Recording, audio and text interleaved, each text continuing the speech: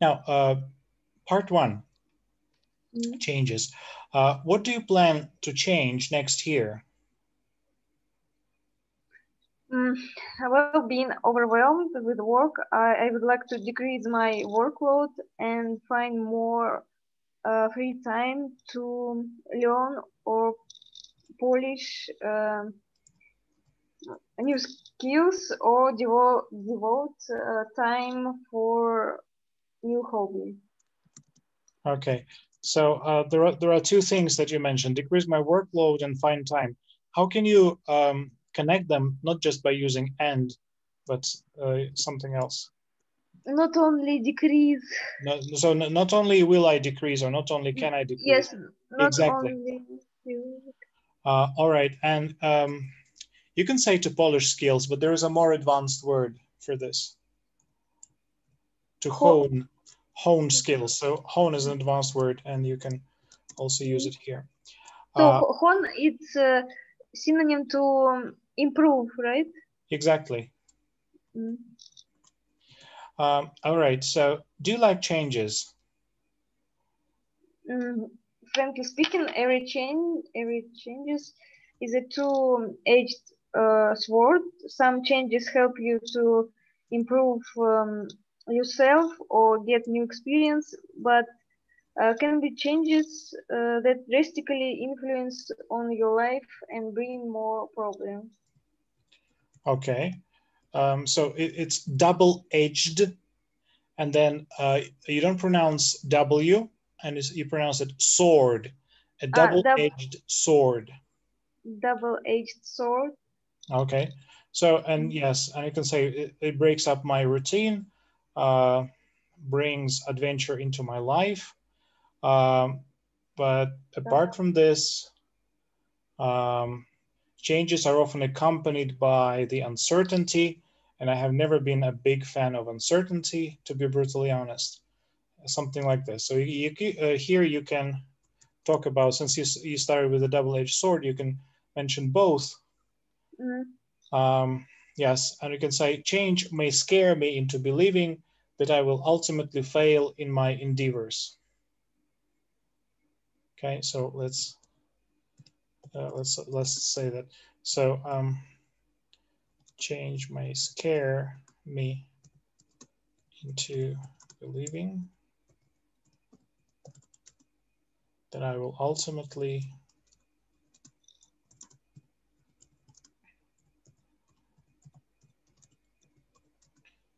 fail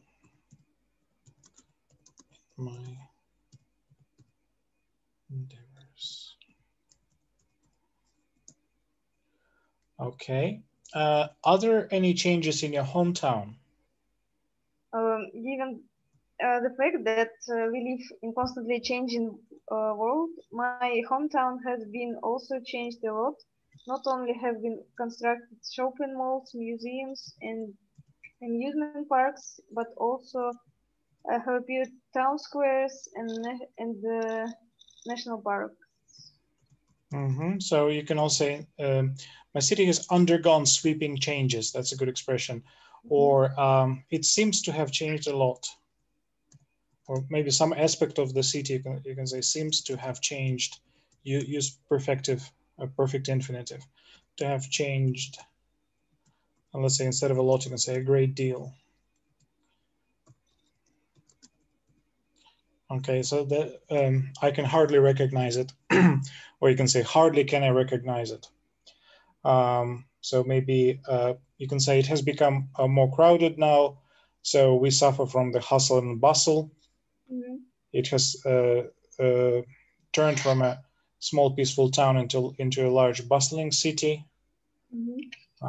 Yes, it has turned into a remarkable tourist attraction or tourist spot. The city can boast improved infrastructure. Yes, maybe something about traffic. So that it has become a more congested city in terms of traffic, and you stand in bumper to bumper. What's this called? Yes, there is a lot of bumper to bumper traffic stop and go bumper to bumper traffic, and there is no end in sight. Ни вида, ни конца, ни края. And traffic jam. So this is called bumper to bumper, stop and go traffic, bumper to bumper, stop and go traffic. And when you're in a traffic jam, ни вида, ни конца, ни края, there is no end in sight.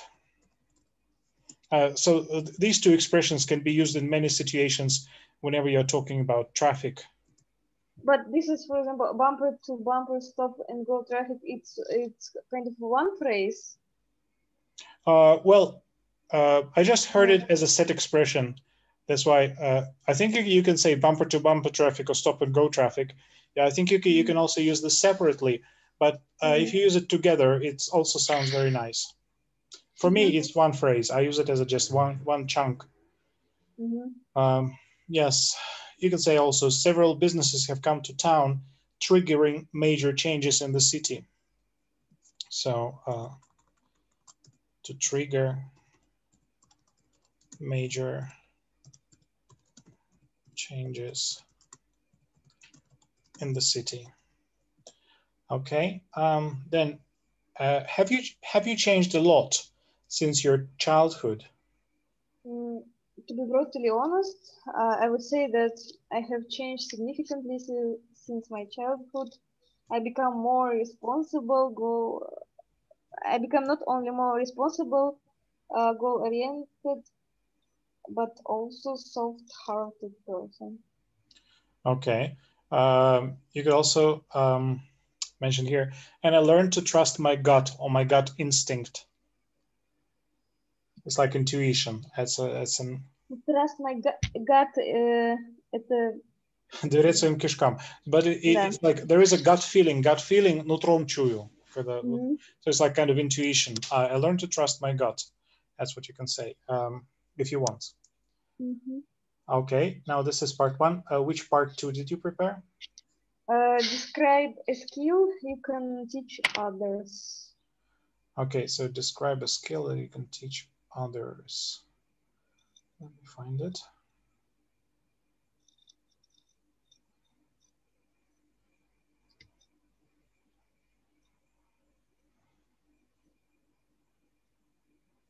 Okay, so describe a skill you can teach others. You should say what skill it is when you learned it, how you can teach others, how you feel about this skill.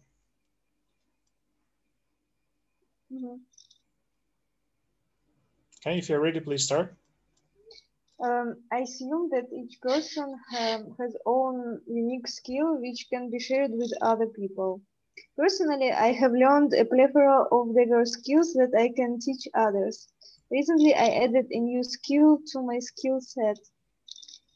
During the corona pandemic, we all were stuck in lockdown for about several months, so I realized that it's a golden opportunity to acquire and master new skills. Hence, I started watching YouTube videos related to cooking from professional chefs. I have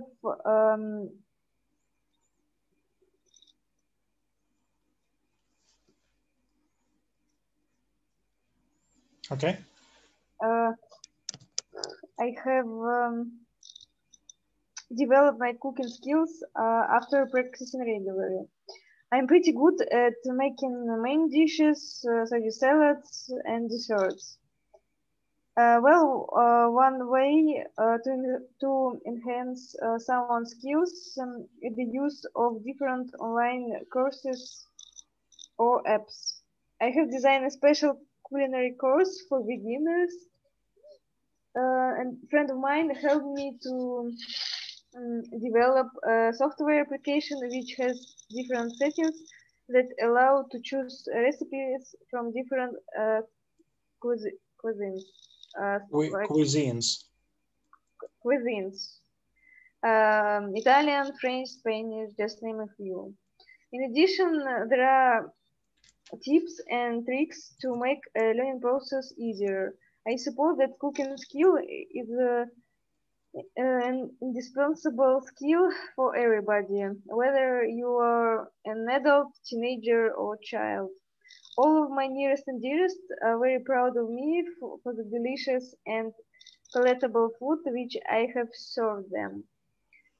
These skills once again has demonstrated that nothing is impossible if you are really eager to acquire or polish skills. You can learn them and teach others as well. Okay, right. So maybe instead of I realized, you can memorize this chunk and say, it didn't take me long to realize. To take somebody some time to do something, that's a special construction. You can add it just to show some range. It didn't take me long to realize that. Okay, cooking skills. You use culinary later in your talk, so it's okay. To name but a few, I would recommend it to say it this way. It's more standard. And maybe you can mention some uncommon ingredients like squid, octopus, venison, or maybe mutton. Even today, when I was coming back to home, I remember this word venison. Okay. It's good that you remember, but examiner will not know it unless you say it. Yes. Okay. So whenever you talk about food, just whether it's appropriate or not, just say, and there is also a meat dish that I cook. It's made of venison and mutton, maybe. But so mutton, because pork, beef, they're quite common. Lamb, that's also quite common, but mutton and also veal. What is mutton? Mutton, that's baranina, and veal, that's телятина. So these two types of meat are not so common. So you can also use them, but venison is the leader here. Okay, so what kind of people are good at teaching? Well, I would say that everyone could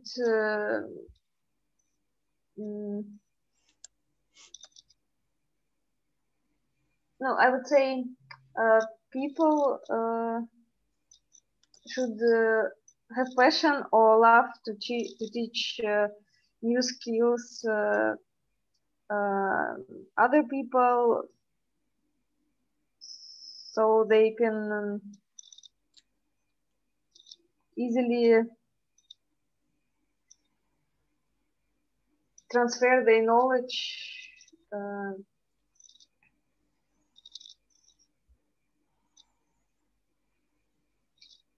Okay. So what are the advantages of honing new skills? Well, I would say that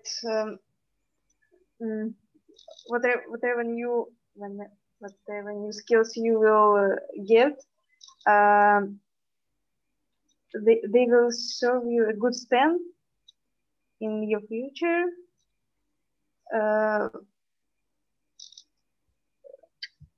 Whether you will try to climb up to the career ladder, so or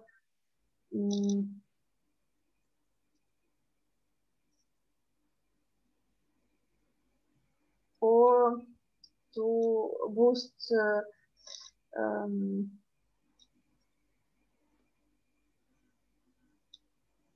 your overall skill set. Okay. Do you think we'll acquire our skills differently in the future?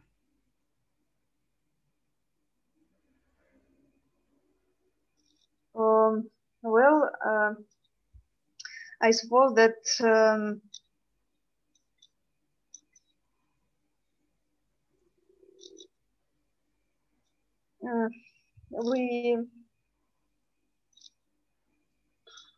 every time we undergo different we face with different changes, and it's necessary to be adaptable and acquire new skills which can be useful in future life or future career, that you can use it later. Okay, so thank you. That is the end of the speaking time.